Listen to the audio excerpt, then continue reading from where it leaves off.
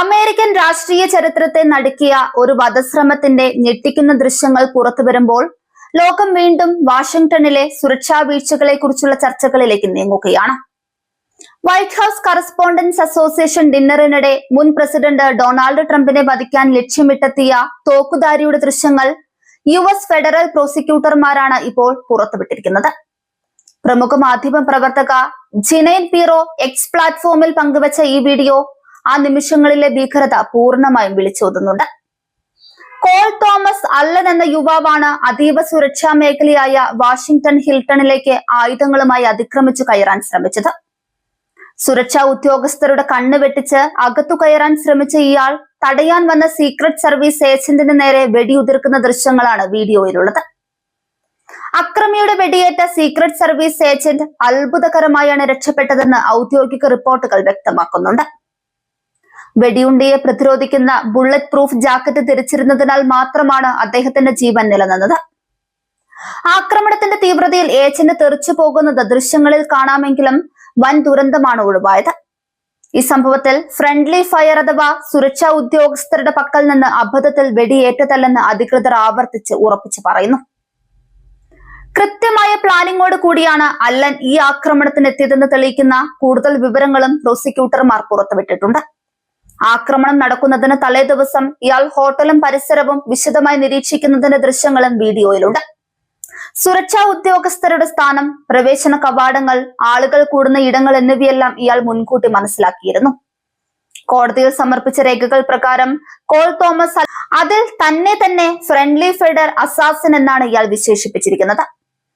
American പ്രസിഡന്റുമാർക്കും മുൻ പ്രസിഡന്റുമാർക്കും നൽകുന്ന സുരക്ഷാ ക്രമീകരണങ്ങൾ എത്രത്തോളം വെല്ലുവിളി നേരിടുന്നു എന്നതിന്റെ തെളിവാണ് ഈ സംഭവം. അതീവ ജാഗ്രത പുലർത്തുന്ന ഒരു പരിപാടിക്കിടയിൽ ഇത്തരം ഒരു കടന്നുകയറ്റം നടന്നത് ഗൗരവകരമായ സുരക്ഷാ വീഴ്ചയായാണ് വിലയിരുത്തപ്പെടുന്നത്. നിലവിൽ കോൾ തോമസ് അല്ലൻ പോലീസ് കസ്റ്റഡിയിലാണ്. മുൻ പ്രസിഡന്റിനെ വധിക്കാൻ ശ്രമിച്ചതടക്കം കടുത്ത കുറ്റങ്ങളാണ് ഇയാൾക്കെതിരെ ചുമത്തിയിരിക്കുന്നത്. കോടതിയിൽ ഹാജരാക്കിയപ്പോൾ ഇയാൾ കുറ്റം സമ്മതിക്കുകയോ നിഷേധിക്കുകയോ ചെയ്തിട്ടില്ല. എന്നാൽ കേസ് നടപടികൾ പൂർത്തിയാകുന്നതുവരെ ജയിലിൽ തുടരാൻ ഇയാൾ സമ്മതിച്ചിട്ടുണ്ട്. ഈ സംഭവത്തിന് ശേഷം അമേരിക്കയിലെ പ്രധാന രാഷ്ട്രീയ പരിപാടികളുടെ സുരക്ഷാ ക്രമീകരണങ്ങൾ ഒന്നുകൂടി കർക്കശമാക്കി. തോക്കുധാരി എങ്ങനെ ഷോട്ട് ഗണ്ണുമായി പരിസരത്ത് എത്തിയെന്നതിനെ കുറിച്ച് സീക്രട്ട് സർവീസ് ആന്തരിക അന്വേഷണം ആരംഭിച്ചു.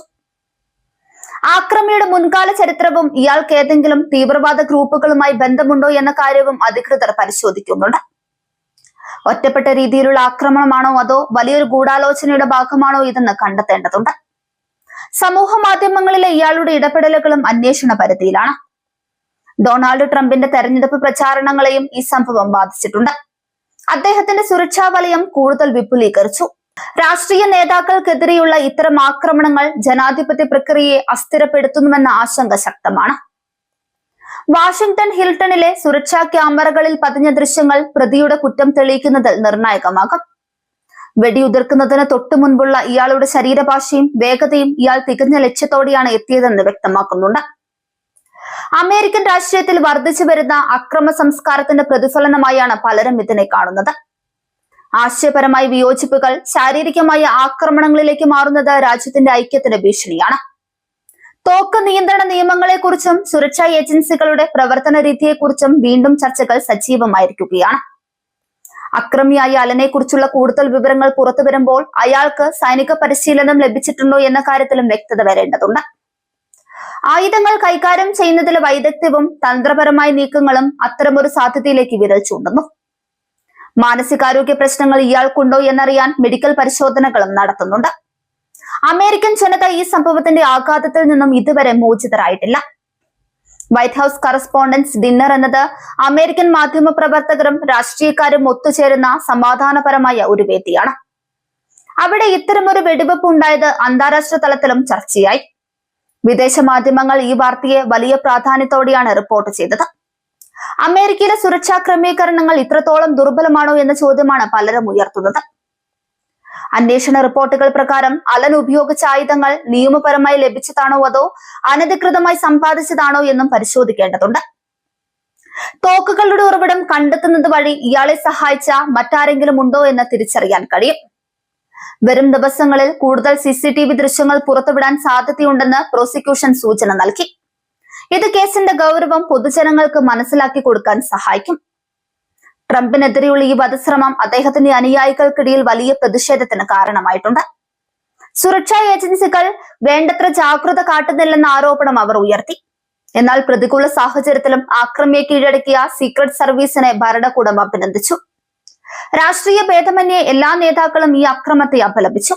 അക്രമം നടന്ന വാഷിംഗ്ടൺ ഹിൽട്ടൺ ഹോട്ടൽ അധികൃതരും തങ്ങളുടെ സുരക്ഷാ സംവിധാനങ്ങൾ പരിശോധിക്കാൻ തീരുമാനിച്ചിട്ടുണ്ട്. കോൾ തോമസ് അലന്റെ വിചാരണ അമേരിക്കൻ നീതിന്യായ വ്യവസ്ഥയെ സംബന്ധിച്ചിടത്തോളം അതീവ പ്രാധാന്യമുള്ളതാണ്.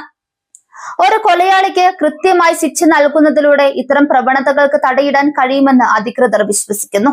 ഇതിനോടകം തന്നെ രാജ്യത്തിന്റെ വിവിധ ഭാഗങ്ങളിൽ സുരക്ഷാ മുൻകരുതലുകൾ വർദ്ധിപ്പിച്ചു കഴിഞ്ഞു. അന്വേഷണത്തിന്റെ ഭാഗമായി അലന്റെ വീട്ടിലും പരിശോധന നടന്നിരുന്നു.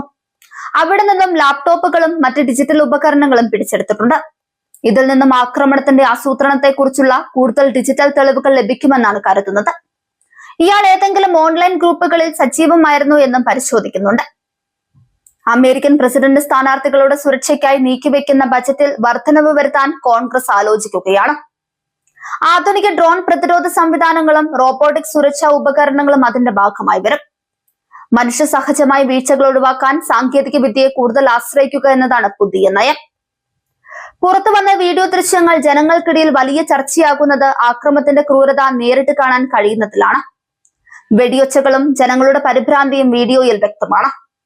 ഇത് കേവലം ഒരു വാർത്തയല്ല, മറിച്ച് ജനാധിപത്യത്തിന് നേരെയുള്ള വെടിയുണ്ടയാണെന്ന് പലരും അഭിപ്രായപ്പെടുന്നു.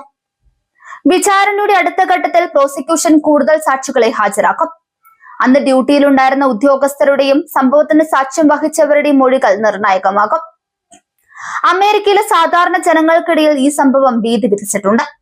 പൊതുപരിപാടികളിൽ പങ്കെടുക്കാൻ ആളുകൾ ഭയപ്പെടുന്ന സാഹചര്യം ഉണ്ടാകരുത്.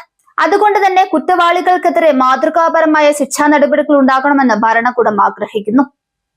അവസാന നിമിഷം വരെ പതറാതെ നിലകൊണ്ട ആ സീക്രട്ട് സർവീസ് ഏജന്റിനെ രാജ്യം ആദരിക്കും.